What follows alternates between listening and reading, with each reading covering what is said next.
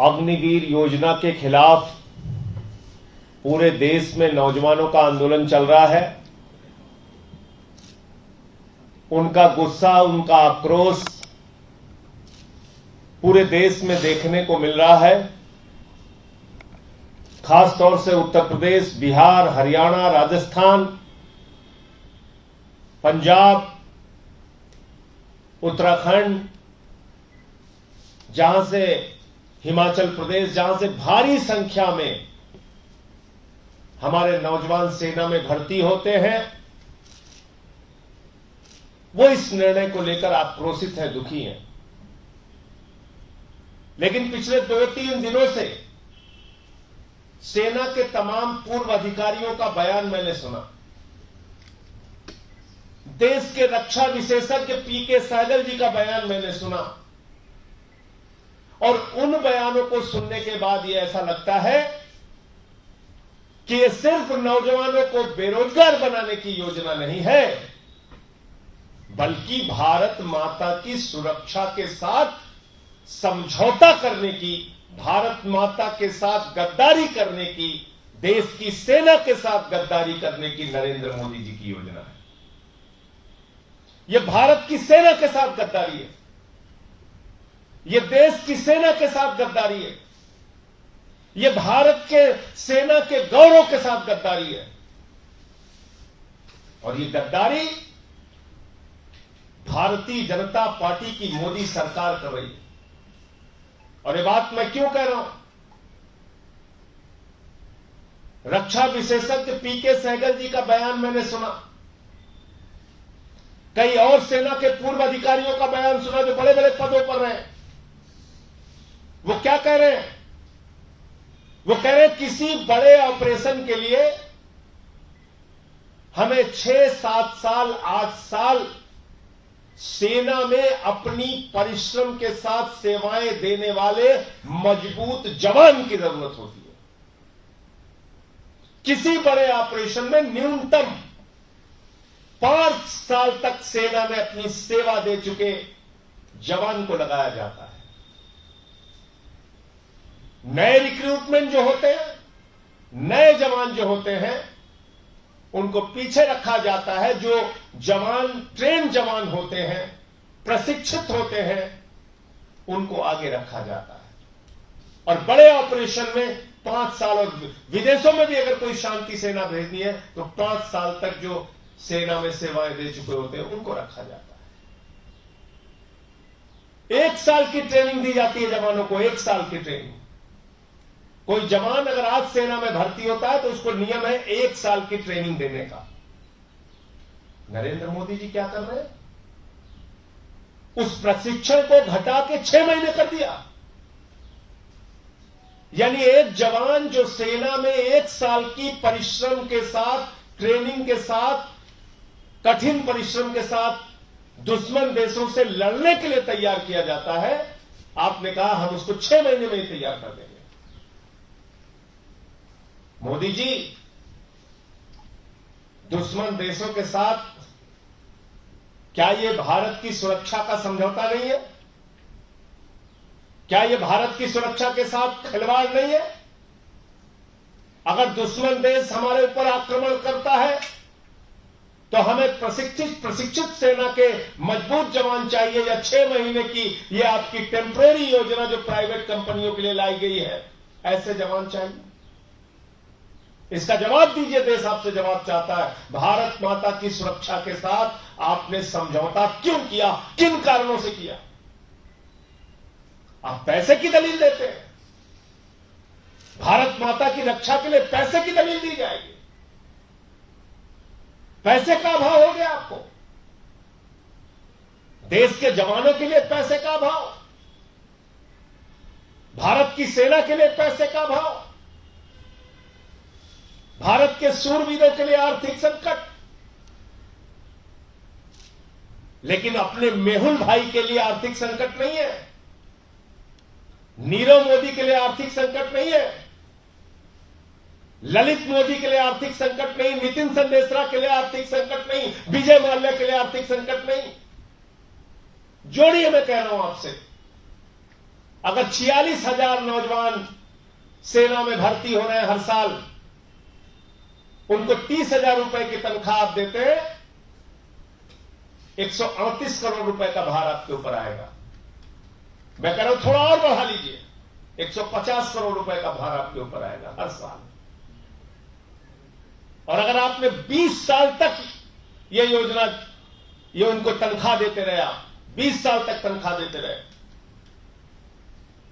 तो 30,000 करोड़ रुपए का भार आपके ऊपर आएगा। 40,000 करोड़ रुपए और थोड़ा तनख्वाह बढ़ा लीजिए, तभी 40,000 करोड़ का भार आपके ऊपर आएगा। हर साल 55,000 सैनिक रिटायर होते हैं, 46,000 आप रखने जा रहे हैं, उसमें भी तो करीब करीब 9,000 सैनिक आपके हर साल कम हो रहे हैं भर्तियों में। आपके ऊपर अतिरिक्त भार कहां पड़ रहा है? 55,000 रिटायर हो रहे हैं, 46,000 आप रख रहे हैं, और 46,000 को अगर आप 30,000 रुपए तनख्वाह देते हैं तो 138 करोड़ रुपए, थोड़ा और बढ़ा देते हैं 150 करोड़ रुपए कर लीजिए, 160 करोड़ रुपए कर दीजिए। 20 साल तक अगर इनको आप तनख्वाह देंगे तब भी 32,000 करोड़ हुआ। और 32,000 करोड़ रुपए, मोदी जी मैं आपको बता रहा हूं, मेहुल चौकसी, नीरव मोदी 20,000 करोड़ लूट के भाग गया, विजय माल्या 10,000 करोड़ रुपए लूट के भाग गया, नितिन संदेशरा 6,000 करोड़ रुपए लूट के भाग गया, 2,800 करोड़ रुपए ललित मोदी लूट के भाग गया। देश के चंद पूंजीपतियों ने हिंदुस्तान का 10.5 लाख करोड़ रुपए लूट लिया, जो आपके मित्रों हैं, मित्रों, जो आपके करीबी पूंजीपति हैं, उन्होंने हिंदुस्तान की बैंकों का, आम आदमी का 10.5 लाख करोड़ रुपए खाली कर दिया। तो भारत माता की सुरक्षा के साथ आप गद्दारी करेंगे, भारत की सेना के साथ आप गद्दारी करेंगे, भारत की सुरक्षा के साथ आप गद्दारी करेंगे, दुश्मन देशों के साथ लड़ाई में आप अप्रशिक्षित सेना के जवानों को भेजने का काम करेंगे। ये बात हिंदुस्तान की जनता बर्दाश्त नहीं करेगी। ये सिर्फ बेरोजगारी का सवाल नहीं है नौजवानों का, ये भारत माता की सुरक्षा का सवाल है, भारत के गौरव का सवाल है, भारतीय सेना के शौर्य का सवाल है। उसको कम करने की कोशिश आप कर रहे हैं, इसको मत कीजिए। मैं चेतावनी देना चाहता हूं, यह काम मत कीजिए आप। पैसे का संकट, आर्थिक संकट, अडानी के लिए आर्थिक संकट नहीं, नीरव मोदी और जिसको आप अपना मेहुल भाई बताते हैं, उस मेहुल भाई के लिए आर्थिक संकट नहीं, सेना के लिए आर्थिक संकट, भारत की सुरक्षा के लिए आर्थिक संकट, राफेल के रक्षा सौदे में दलाली खाने में आर्थिक संकट नहीं, उसमें अनिल अंबानी के साथ मिलकर दलाली खाएंगे आप। लेकिन देश की सीमा की सुरक्षा के लिए आर्थिक संकट का बहाना लिया जा रहा है। क्या कहा हमारे रक्षा मंत्री जी ने? अग्निवीर योजना का मकसद भारतीय सेना को सर्वश्रेष्ठ सेना बनाना है। अरे भाई, भारत की सेना सर्वश्रेष्ठ सेना है, और अग्निवीर योजना से उस सर्वश्रेष्ठ सेना को आप एक साधारण सेना बनाने की कोशिश कर रहे हैं। और ये बात मैं इसलिए कह रहा हूं मोदी जी, एक जवान जब देश के लिए लड़ता है, उसके मन में शहादत का जो जज्बा होता है, तो ये सोचकर शहीद होता है कि उसके गांव में उसके नाम पर एक गेट बनेगा जिस पे शहीद का नाम लिखा होगा। उसके गांव के लोग गर्व से कहेंगे, उसकी मिट्टी के लोग, कि भारत का ये लाल हमारे गांव का है जो शहीद हुआ है। उसके मां बाप का सीना फख्र से चौड़ा हो जाएगा। इसलिए वो सेना में अपनी शहादत देने जाता है। दुश्मन देश से लड़ता है तो ये सोच के लड़ता है कि अगर विजय हासिल हुई तो हमारी छाती पर अशोक चक्र का मेडल लगेगा, परमवीर चक्र का मेडल लगेगा। ये सोच के लड़ता है, ये सोच के लड़ता है कि जीवन भर की सुरक्षा है, पेंशन की, परिवार की, मेडिकल की। आपने सब खत्म कर दिया। और सबसे बड़ी बात, इन अग्निवीरों को अगर मान लीजिए दुश्मन देश से लड़ना हुआ, शहीद हो गए, तो अब शहीद तक का दर्जा नहीं दे रहे हैं।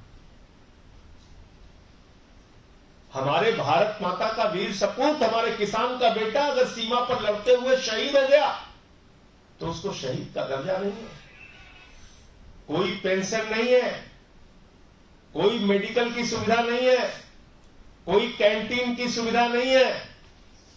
और जो आप कह रहे हैं कि आपको प्राथमिकता मिलेगी, प्राथमिकता मिलेगी, प्राथमिकता मिलेगी, डायरेक्टरेट जनरल रिसेटलमेंट जो पूर्व सैनिकों के लिए कल्याण के लिए बनाई गई संस्था है, उसके आंकड़े कहते हैं जो पूर्व सैनिक निकल के आते हैं 2% से ज्यादा उनको रिक्रूटमेंट नहीं मिला। वो डीजीआर, उसमें तो ये नौजवान अप्लाई ही नहीं कर सकते, क्योंकि आप तो इनको सैनिक मान ही नहीं रहे 4 साल के बाद।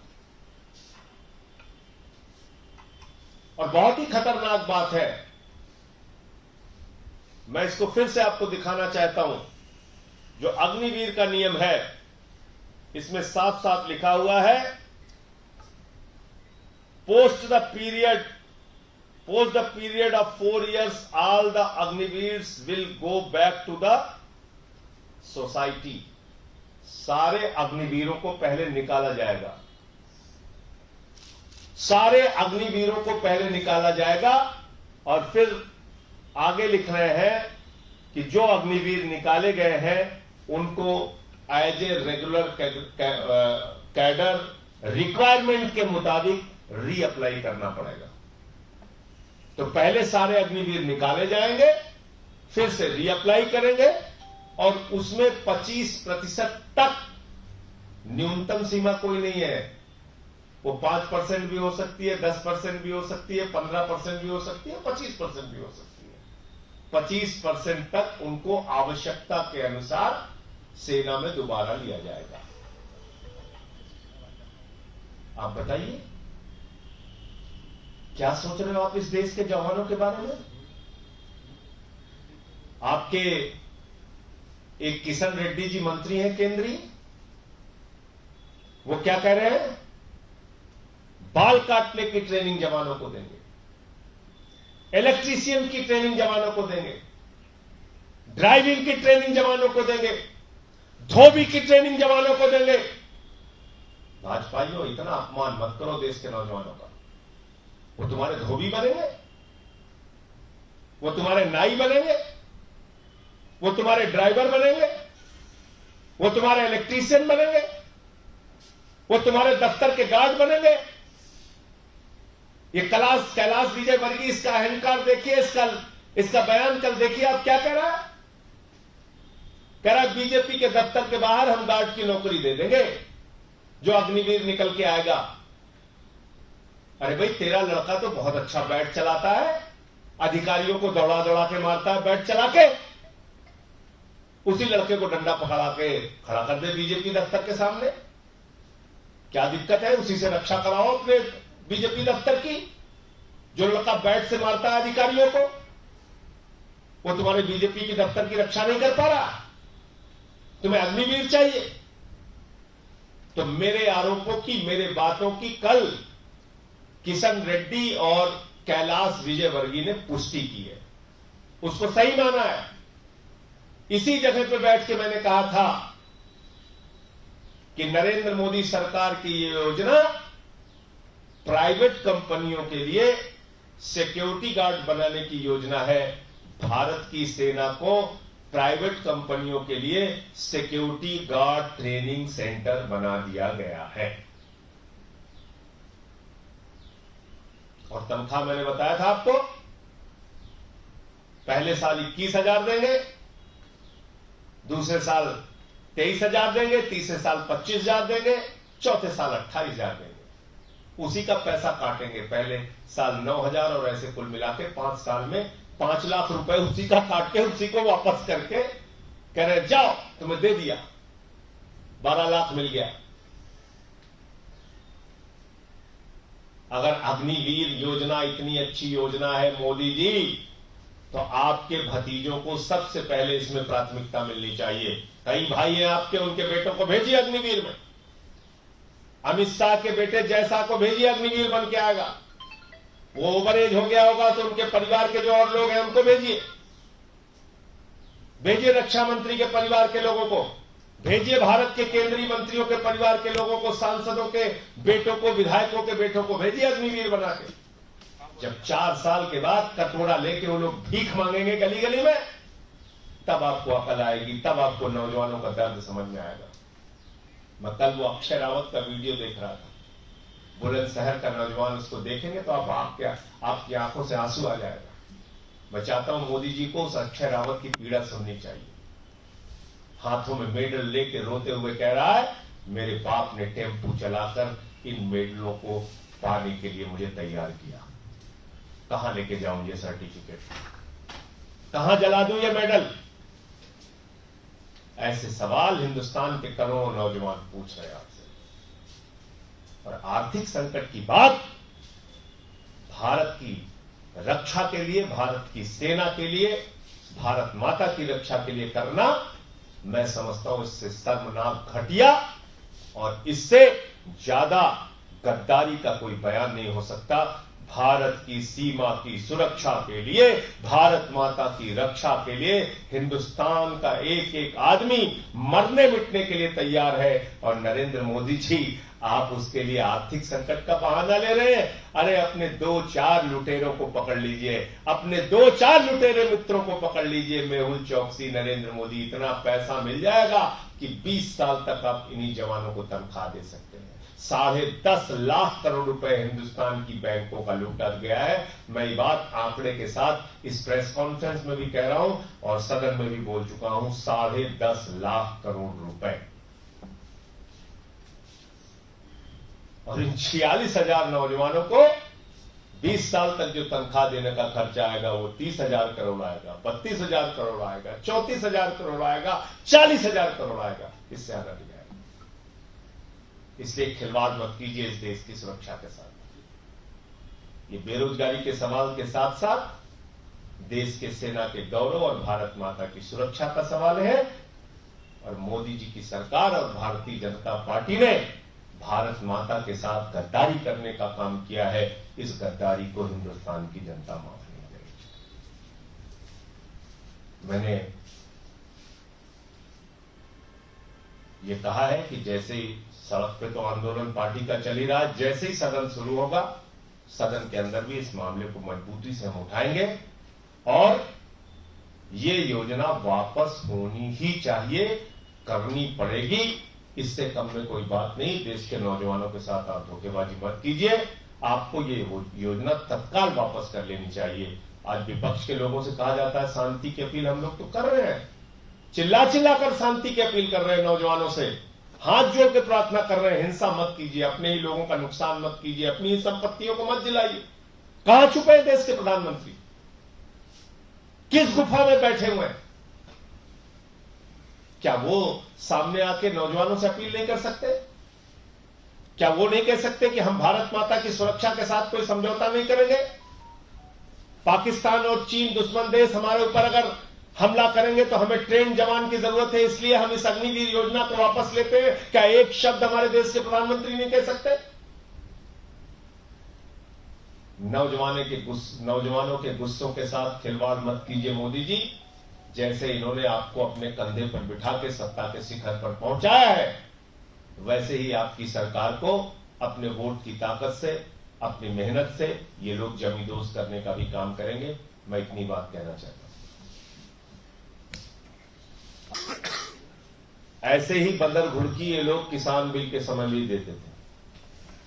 रोज कहते थे ये खालिस्तानी है, ये पाकिस्तानी है, ये देशद्रोही है, ये किसान आंदोलन तो विपक्ष का आंदोलन है, हम इसको वापस नहीं लेंगे। क्योंकि पूंजीपति मित्रों का दबाव था, जो लोग इनकी पार्टी को चंदा देते हैं उनका दबाव था। लेकिन जब किसानों ने अपना आंदोलन 1 साल तक सड़कों पर चलाया और इनकी जमानतें जब्त होना शुरू हुई कुछ बाई इलेक्शन में, तो इन्होंने आनन फानन में वो कानून वापस ले लिया। तो इस गलतफहमी में न नरेंद्र मोदी जी को रहना चाहिए, न उनकी पार्टी को रहना चाहिए कि आप जबरदस्ती भारत की सुरक्षा के साथ खिलवाड़ करेंगे और पूरा देश ऐसे ही खामोश होकर देखता रहेगा। इनको तो ये वापस लेना ही पड़ेगा। निश्चित रूप से ये देश का मुद्दा होगा। चुनाव में कितना मुद्दा होगा वो मैं नहीं जानता, लेकिन भारत की सुरक्षा को लेकर बड़ा मुद्दा होगा, ये मैं जरूर कह सकता हूं। आज पाकिस्तान, चाइना अगर हमारे जवानों से लड़ने के लिए आता है तो उसको खतरा होता है। कारगिल में हमारे जवानों ने कितनी दुश्वारियों का सामना करके पाकिस्तान की सेना से लड़ाई लड़ी और उनको लताड़ने का, उनको जमींदोज करने का काम किया, क्योंकि हमारे पास एक वेल ट्रेन्ड, प्रशिक्षित फोर्स है। आप कह रहे हैं उस फोर्स को हम 6 महीने की ट्रेनिंग देके अलविदा कह देंगे? कमांडो अशोक जी हैं हमारे साथ, मैं भी, वो खुद कारगिल में रहे हैं। आज जी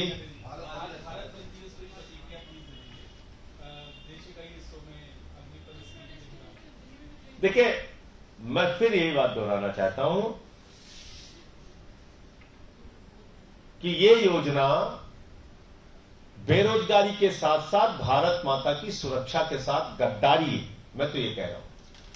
और इसलिए मैं नौजवानों से यह अपील करना चाहता हूं कि आप अपने आंदोलन को लंबा आंदोलन चलाने की योजना बनाइए, जिससे कि सरकार के ऊपर दबाव हो, लेकिन हिंसा के रास्ते से वो आंदोलन लंबा नहीं चल सकता।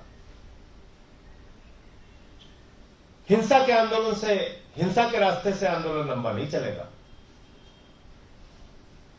तो इसलिए ज्यादा जरूरत इस बात की है कि सरकार को या बीजेपी को प्रोपेगेंडा करने का आपके खिलाफ मौका न मिले। जैसे आपने इतने कठिन परिश्रम से अपनी तैयारियां की है, आप इस योजना को वापस कराने के लिए अपना जो भी लोकतांत्रिक और संविधान के दायरे में रह के आंदोलन करने का जो अधिकार है उसका इस्तेमाल कीजिए, और हम सब लोग आपके साथ हैं। सर, अभी जैसे कुछ जवानों से बात की, कुछ ड्रिलिंग ड्यूटी कर रहे हैं, कहीं उनका मनोबल भी गिर रहा है। देखिए, मोटिवेशन खत्म हो जाता है। एक आदमी दुश्मन देश की सेना से लड़ने के लिए जाता है तो वो अपने पराक्रम को दिखाता है, कहता है, हमें उसके मन में ये जज्बा होता है कि हमारे छाती पर परमवीर चक्र का मेडल लगे, अशोक चक्र का मेडल लगे, ये जज्बा होता है। अगर मुझे कुछ हो जाएगा, शहीद हो जाऊंगा, तो मेरे परिवार की रक्षा के लिए भारत की सरकार है, भारत के लोग हैं, हमारे गांव वाले फक्र से कहेंगे कि हमारा बेटा देश के लिए शहीद हुआ। उस गांव में घुसने से पहले हमारे नाम का गेट होगा, कोई स्मृति भवन बनेगा तो हमारा भी उसमें नाम लिखा होगा। आप तो सैनिक ही नहीं मान रहे हो, आप तो उनको सैनिक ही नहीं मान रहे हो। 4 साल अपनी जिंदगी का बर्बाद करके वापस आ जाएंगे वो। तो ये सबसे बड़ा सवाल है। मोटिवेशन, जो जज्बा होता है, वो खत्म होता है इससे। किसी भी संस्था में काम करने के लिए एक मोटिवेशन, एक जज्बा बहुत जरूरी है।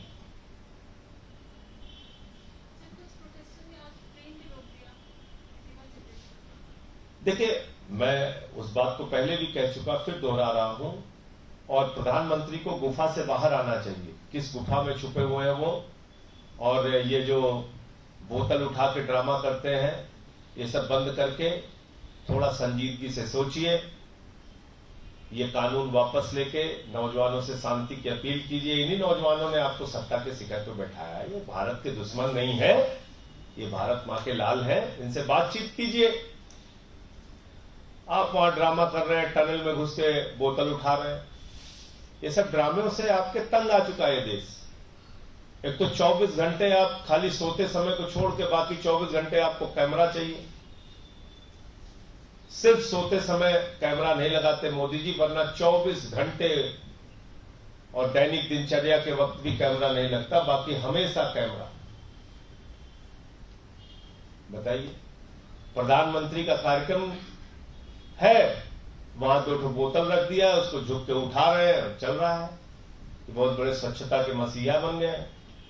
अरे पहले जो देश चल रहा है उसके बारे में देखिए। ब्राजील के फुटबॉलर पे ट्वीट करने की चिंता आपको हो जाती है, इनकी भी चिंता कर लीजिए। आप ही के नौजवान हैं, मारे जा रहे हैं और देश जल रहा है इस वक्त। नमस्कार, मैं हूं मानक गुप्ता। अगर आपको हमारा ये वीडियो पसंद आया हो तो इसे लाइक और शेयर जरूर करें, और हां, हमें सब्सक्राइब और फॉलो करना ना भूलें ताकि आप देश और दुनिया की कोई खबर मिस ना करें। तो जुड़े रहिए हमारे साथ और देखते रहिए न्यूज़ 24।